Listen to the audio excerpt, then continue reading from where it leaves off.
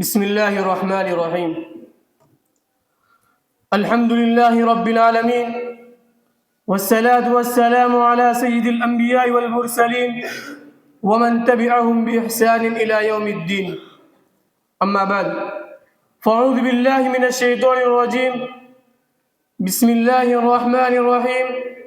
فلا وربك لا يؤمنون حتى يحكموك فيما شجر بينهم ثم لا يجدوا في أنفسهم حرجا مما قضيت ويسلموا تسليما. وقال: وأن هذا صراطي مستقيما فاتبعوه ولا تتبعوا السبل فتفرق بكم عن سبيله. يا زملائي في الدرس، إني أريد أن أتحدث أمامكم في هذه الحفلة المباركة خطبة وجيزة حول المذاهب الأرضية والنظام السماوي. آلاف مؤلفة من الأديان والمذاهب ظهرت على هذا الوجه من الأرض، وأنواع متنوعة من النظريات والوجهات برزت وطلعت، وتنوع الناس اعتناقا وقبولا. هذه أمة يهودية، هذه أمة نصرانية، هذه أمة بوذية، هذه أمة زردشتية، هذه أمة رأسمالية، هذه أمة شيوعية، هذه أمة هندوكية، هذه أمة برهمية، وما إلى ذلك من الأمم المتعددة المختلفة. يا زملائي في الدرس، هذه الأديان تقوم على تحريفات الغالين وانتحال المبتلين. إنها تقوم على التقاليد الإنسانية أم القوانين الرسمية. إنها تقوم على الأوهام الغالية من الأفكار البشرية. إنها تقوم على الخزعبلات الجاهلية أو التوهمات الباطلة. فكيف تستطيع أن تسعد البشرية؟ وكيف تضمن فلاحها ونجاحها؟ وكيف ترشد سبيلها ونهجها؟ وكيف تصلحها وتربيها تربية إنسانية، تربية خلقية، تربية بشرية، تربية خلقية، تربية تحث على الخير، تربية تمنع من الشر؟ إنها تفلس وتضعف في بنائها وأساسها، فكيف تكون معوانا فيرجى؟ إنها خائبة خاسرة، وأصحابها تسود وجوههم وترهقها ذلة وهم في الآخرة يخسرون.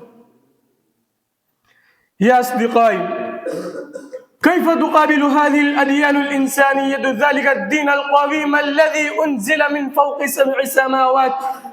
كيف توازن ذلك الدين الذي خلقه اللطيف الخبير؟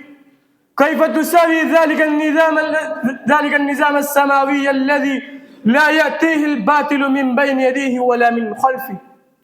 كيف تواجه ذلك النظام الذي يدعو إلى الدار الآخرة ويمنع من إيثار الدار الفانية؟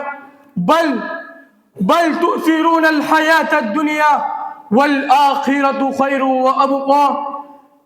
كيف توازي هؤلاء الأديان؟ كيف توازي هؤلاء الأديان ذلك الدين المستقيم الذي يعلم خالقه وحاكمه كل شيء؟